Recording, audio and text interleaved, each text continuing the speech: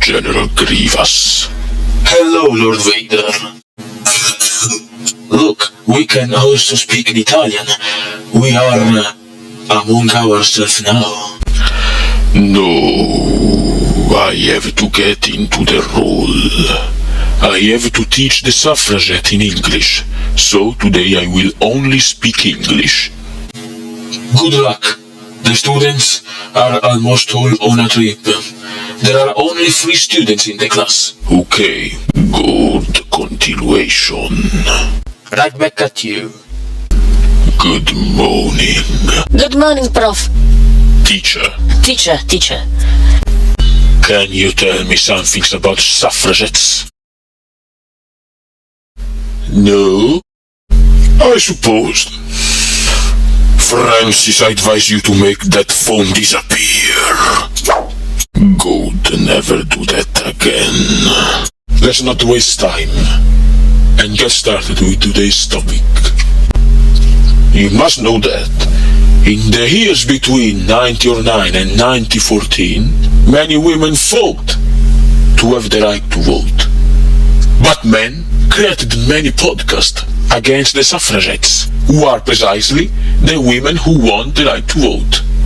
It took many years before the right to vote was extended to women, and podcasts which try to undermine the image of women were truly cruel.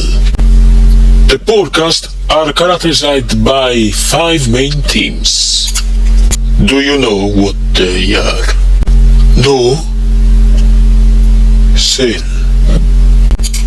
The 5 main themes are subversion of traditional gender roles, physical ridicule of women, mental ridicule of women, incite of violence, and a marriage feature in which women have the right to vote. And I'll give you some example of anti-women suffragette podcast. Get ready. Some images are strong. For example, in this image, we can see a suffragette, and the theme represented here is the physical ridiculousness of women. In fact, the woman represented is middle-aged, has a pointed nose, bad teeth, and disheveled hair. The caption below, however, says, "We want the vote," because she's suffragette, creating a connection between her lack of beauty and her political beliefs. In this other one, however, we have the subversion of roles, as the woman is dressed like a man, with a top hat on her head, with a tailcoat and a cigarette in her hand. The man, on the other hand, is represented as very tired, as he tries to put his son to sleep. It is likely that the woman was going to some suffragette meeting. The main theme of this image is the mental ridicule of women. The child is crying because the mother is not there. She has probably gone to support the suffragettes, and as a result, she can actually take care of his son. In practice, she neglects her family. This is certainly the first. Incitement to violence against women. In fact, the woman is tied to a pole with a rope around her neck and a nail on her tongue. The caption says, "Peace at last."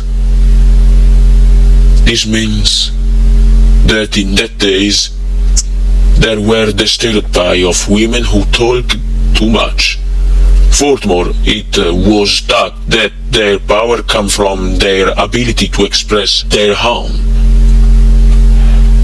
For this reason, the podcast incited to use of violence to convince them not to ask for the right to vote. The last one represents an imaginary future where women have the right to vote at the meetings of cabinet ministers, where a tea party is held to gossip, to tell gossip. This is an imaginary world where women have replaced the men who does not appear in the image. The man is dead? No. The man is obviously still present, but no longer in power, because he is overwhelmed by the woman. But the Suffragettes stopped the campaign when the First War broke out in 1915, and they proved extremely useful during the conflict, working factories, providing golden pens, and in many other ways. For this reason, finally, on 6 February 1918, the government gave women the right to vote. All this in England, while in Italy, we had to wait until the end of the Second World War. A film that deals with the topic of the first vote for women in Italy is C'è ancora domani, by Paola Cortellesi, a 2023 film. I have finished. Now I have to run.